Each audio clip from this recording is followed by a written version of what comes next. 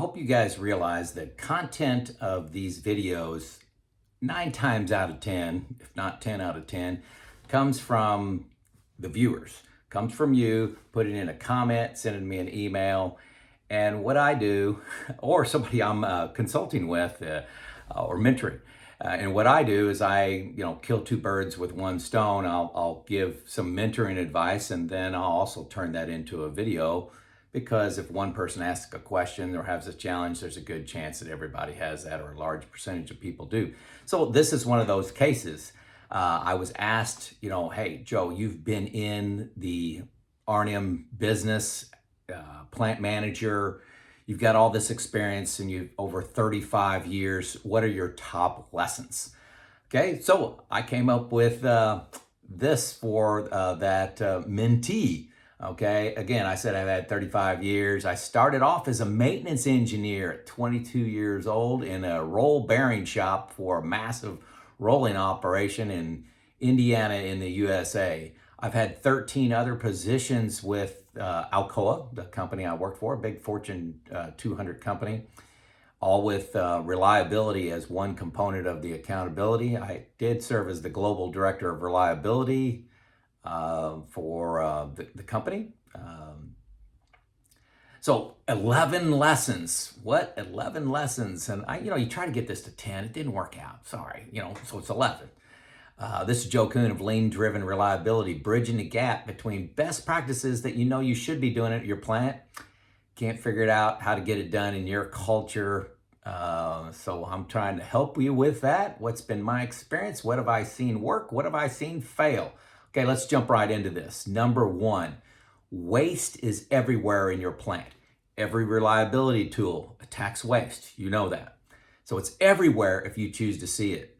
Fast and dramatic results are possible without increasing your spending. You do not have to ask for money up front to start your reliability journey. That's a big one. It's a big obstacle for most people, but it's an illusion. It does not have to happen. I've had well over 40 plants where I've gone in and used techniques to deploy a reliability culture. And you really don't need any spending to get you started, to earn some credibility, get some results, get some momentum going. The only way to see your waste is chalk circle observation. This is observation. It's over 4 hours in duration, okay? Not just from KPIs, not just from opinion, not just deploying best practices in some random order. Know the waste that's in your plant through intense observation of the problem. So make sure you understand the problem. Chalk circles, the only way to do that. Number two, doing the basics well will give you 80% of the results.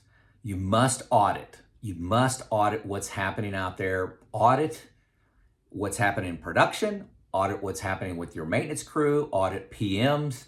Audit the completeness of PMs. Don't just go into the computer and say, yeah, that lube PM was done, check mark. No, did you see it happening? You don't have to watch every one, but do you sample how a PM is conducted, how efficient people are, the completeness and precision of that? You have to audit. If you don't have auditing as part of your R&M plan, you're making a horrible mistake.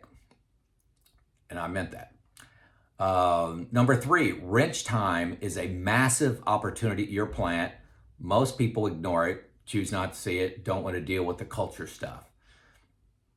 Wrench time is, I would tell you, is about half of what you think it is. So if you think you're at 40%, and I'm being kind, I'm being very kind. If you think you're at 40%, you're less than 20, and most likely in the teens. Wrench time is I've never seen it be the craftsman's fault. It's always the system that they're forced to work in. And the craftsmen hate poor wrench time as much as you do. It degrades them. They've got this skill. They know how to tear apart equipment. They know how to make it run. They know how to improve it. You're wasting their time and skills by telling them, hey, I only want you to work 1 hour a day, and then I want you to sit in the lunchroom for 7 hours a day, and then I want to complain about how lazy the craftsmen are. That's a cultural issue. That's your issue as a maintenance leader. Wrench time, massive issue. Number 4, only problem solving delivers outstanding results. You must have a formal problem-solving structure. Do you have a lube team, for example? So say you determine through observation that lube is a serious issue, you've observed it, you get together a team and you're going to problem solve that. You're going to use these inputs and these results. You're going to communicate in this manner. That is a problem solving structure around lube, maybe around motors, maybe around alignment, maybe on condition monitoring. Maybe it's on OEE of an asset, but you must have a formal structure. What's your formal problem solving structure? Or is it, we just try to survive the day and we can't get to that point where we're problem solving? So also problem solving overlaps with seeing waste everywhere. Both are problem solving. You got to see the waste and then you solve the waste. Solve the problem that's in your plant. You got to have a problem solving structure. It needs to be formal, not ad hoc. Hey, occasionally we get together and we talk about the reliability of the exit end of the coal mill or this rewinder or this accumulator or this conveyor. We talk about it whenever that kind of happens, maybe. No, we meet on the third Thursday of each month and review these results. We have this agenda. That's what formal problem solving looks like. Number 5, you must leverage the time savings associated with condition monitoring. Finding problems earlier with UE, oil analysis, you find those problems very early. Often you need a 2-hour corrective work order to fix a problem and not let it go to final failure, resulting in 100 hours of labor to fix it. You have to leverage that to make an impact. You're never going to catch up with your unplanned work unless you use leverage, and condition monitoring is massive leverage. Okay, number 6, there's no technology shortcut to a reliability journey, no capital improvement shortcut. You are fooling yourself searching for that fountain of youth to say, if we can only get the right technology, the right piece of equipment, we can shortcut all this cultural stuff. You got to do the cultural work. Number 7, risk must be taken to get out of the death spiral of the status quo. Most of you are trapped in unplanned work. We got 80%, 90%, 100% unplanned work, and you can't figure out how to get out of that. And you're unwilling to take risks because you're trying to protect, you're playing defense. We don't want to do anything to upset our poor performance. I'm being facetious there. Example, when you introduce condition monitoring, you introduce lube sampling, okay? What PMs can you stop doing? Do you have to change out the oil once a month on a hydraulic system if you're doing oil analysis? No, but that's a risk. There's a risk to doing that. Another example is to do a PM Kaizen. You look at your number of PMs, say you got 1,000 PMs, and you look at them and say, this is not based on failure mode. This isn't based on failure mode. This, we have too many people. This, the frequency's wrong. And you just say, we're at 1,000 PMs. We can easily get down to 600. Well, guess what? You're going to be wrong on a few. You may be able to only get down to 700, but you go down to 600 and find out the ones, that, hey, we made a mistake, go back to 700. You still made gains. Adding a kidder stager, huge lever for planned work is to have somebody that's senior to put together a good kit with everything they could possibly need to execute that job, stage that at the job site before the work's being done. You do that even when you're short personnel. Say you have 20 mechanics and you need 24. You've historically had 24. We're 4 short. Joe, I can't add a kidder stager until I get these 4 people. No, start with the 20, go down to 19, and increase the wrench time and efficiency of those 19. You probably won't need to hire those 4. But it's with risk. It takes risk. It's bold. And that's what leadership is. It's taking people where they wouldn't go on their own, right? Number 8, failure equals learning. Okay, if you're not failing, you're not learning. You're wasting resources if you're not having failures.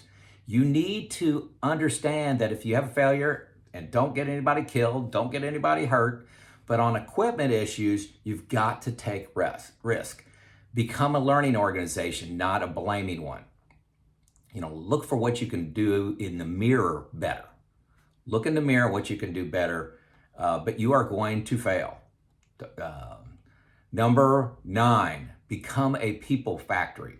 Why are leaders, if you're a maintenance manager or a plant manager, why are leaders on your team, why are they going to be better next month? Why are they going to be better supervisors next month? Why are they going to be better planners next month?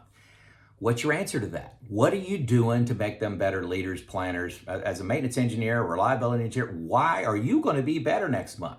You're a people factory. You will make organization changes. Your team is perfectly designed to get today's results. So if you're 100% reactive, guess what? You have the perfect team to have a 100% reactive maintenance team, okay? You will build a different team when you have a reliability culture. Now, some people can be retrained, some people can be responsored, some people can be reassigned. 100% of the time for me, some people had to leave the organization. They were leaders of the behaviors that we didn't want in our culture going forward, and gave them every chance to change, but not everybody could. Become a people factory. Number 10, assume, this is a big one. This one came along late in my career. Assume everyone wants to do a good job today and the system is preventing them. This is hard. Assume the craftsmen are in, if they're in a bad mood, they're in the lunchroom, they're leaving the job early, they're doing poor quality of work, don't point to them and say, that's a bad craftsperson. For a moment, sit down in your safe space or with your leadership team and say, what are we doing in our culture that created that craftsman? And I'm telling you, it's sobering when it happened. It happened for me. Every single craftsman became a craftsman because they like doing a good job. They like when things run well. They like to be part of the solution. They like to be innovative. They like to be trusted. And sometimes they're beat down for 10, 15, 20 years. And they're very frustrated with their careers because of the culture that they've been placed in. Okay? Number 11, and this is a big one. I wanted to end on this one. You must communicate in reliability and maintenance. Connect the dots on changes you're making and the results that you're getting. Everyone knows your failures. When a piece of equipment goes down unplanned, unexpectedly for 48 hours, everybody knows that. Okay?